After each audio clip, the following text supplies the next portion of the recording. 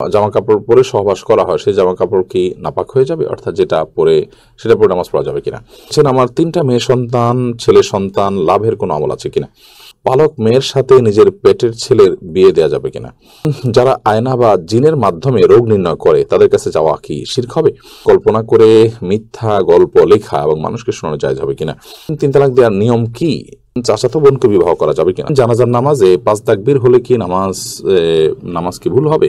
দোকানের রুজির বরকতের জন্য কি সূরা বা কোনো দোয়া লিখে ওয়ালমেটে টাঙিয়ে রাখা যাবে? আমার মা ওমরা হজ করবেন, আমার বাবা প্রবাসী, আম্মু কি দেশে থেকে অন্য কারোর সাথে গিয়ে আব্বুর সাথে হজ করলে গুনাহ হবে কিনা। যা কাপড় চোপড় পরে সহবাস করলেই সেটা নাপাক হয়ে যাবে না। যদি সেখানে নাপাক লাগে তাহলে সেক্ষেত্রে সেটা নাপাক হবে, আর যদি নাপাক না লাগে তাহলে সেটা নাপাক হবে না। অতএব এটি নির্ভর করবে যে নাপাকটা লেগেছে কি লাগেনি তার উপরে। আমার 3টা মেয়ে সন্তান, ছেলে সন্তান লাভের কোনো আমল আছে কিনা। আপনি রব্বি হাবলি মিনাস সলিহিন এই দোয়া পড়তে পারেন, রব্বি লা তাযারনি ফারদা ওয়া আনতা খায়রুল ওয়ারিসিন এই দোয়া পড়তে পারেন। এই সমস্ত দোয়ার মাধ্যমে আল্লাহ তাআলা আপনাকে নিঃসন্তান লাভ করার সুযোগ দিবেন ইনশাআল্লাহ বিইذنিল্লাহ। পালক মেয়ের সাথে নিজের পেটের ছেলের বিয়ে দেওয়া যাবে কিনা। হ্যাঁ, দেওয়া যাবে। যেহেতু পালক মেয়ে, সে আপনার আসল মেয়ে না, অতএব তাকে আপনি পেটের ছেলের সাথে বিয়ে দিতে পারেন। হ্যাঁ, যদি আপনার পালক মেয়েটা আপনার দুধ সন্তান হয় বা দুধ সম্পর্কিত আত্মীয় হয়, যার সাথে বিয়ে বন্ধন আবদ্ধ হারাম, দুধের কারণে যে সম্পর্ক হয় সেটি যদি এই পর্যায়ে চলে যায়, ধরুন আপনি এই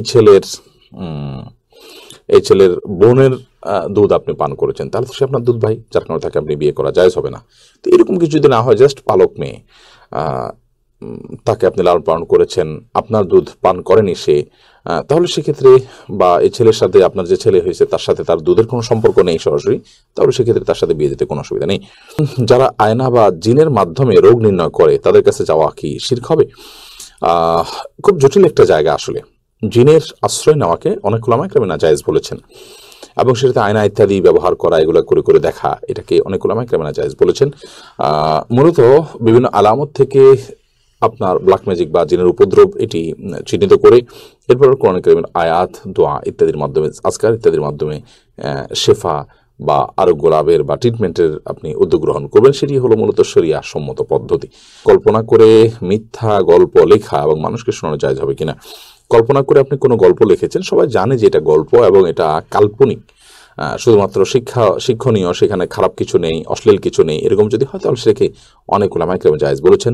ইসলাম কিউ হইতে শেখ মোহাম্মদ সালেহ আল মুনাজ্জিদ হাফিজাহুল্লাহ এই ধরনের গল্প লেখাটাকে জায়েজ বলেছেন, শর্ত সাপেক্ষে যদি সেখানে অন্যায়, অশ্লীল, খারাপ কিছু না থাকে। 3 তালাক দেওয়ার নিয়ম কি? আপনি যদি আপনার স্ত্রীকে 3 তালাক দিতে হয়, তাহলে যেই পবিত্রতায়, অর্থাৎ মাসিক হওয়ার পর যে নতুন পিরিয়ড, পবিত্রতার পিরিয়ড শুরু হয়েছে, সেই পিরিয়ডে তার সাথে শারীরিক কোনো সম্পর্ক করা ছাড়া আপনি একটা তালাক দিবেন।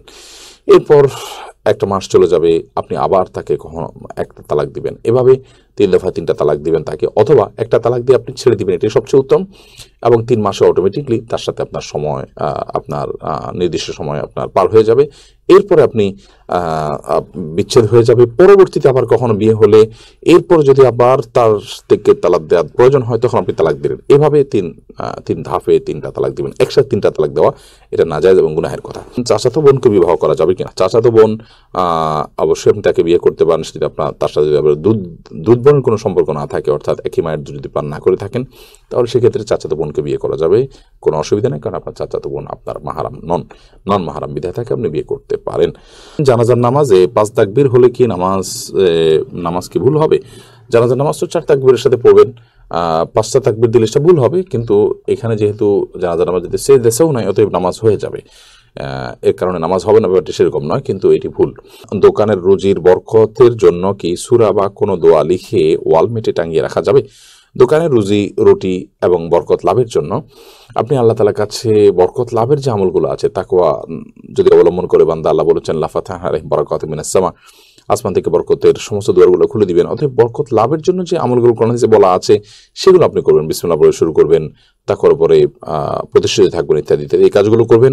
এছাড়া সূরা টাঙিয়ে দিলে বরকত হবে এমনটি মনে করার কোনো কারণ নেই, বরং এভাবে সূরা টানিয়ে দেওয়ার বিশেষ কোনো লক্ষ্য বা উদ্দেশ্য থাকে না, যেটা কেন টাঙিয়েছে এটা দেখে তো কেউ পড়তে পারে না অনেক সময়, জাস্ট সৌন্দর্যের জন্য। অনেক ওলামায়ে কেরাম ওয়ালমেট হিসেবে এভাবে সৌন্দর্যের জন্য টাঙিয়ে রাখাটাকে নিষেধ করেছেন যে এটা কোরআনের অমান এবং অসম্মান। কোরআন আসলে আপনার বাসার সৌন্দর্যের জন্য ব্যবহৃত হবে, এটি কোরআনের সাথে যায় না, এটা অনেক ওলামায়ে কেরাম বলেছেন, যদিও এর বিপরীত মত আছে। বিধায় বরকত লাভ হবে এর কারণে সেই উদ্দেশ্যে এটি করবেন না, বরং আল্লাহর কালাম এটা দেখে আমার মনে হবে আমি তালাওয়াত করব, ওই আয়াতটা পড়বো, ওখানে শিক্ষাটা নেব, সেই উদ্দেশ্যে আপনি টাঙিয়ে রাখলেন, সেটা হতে পারে।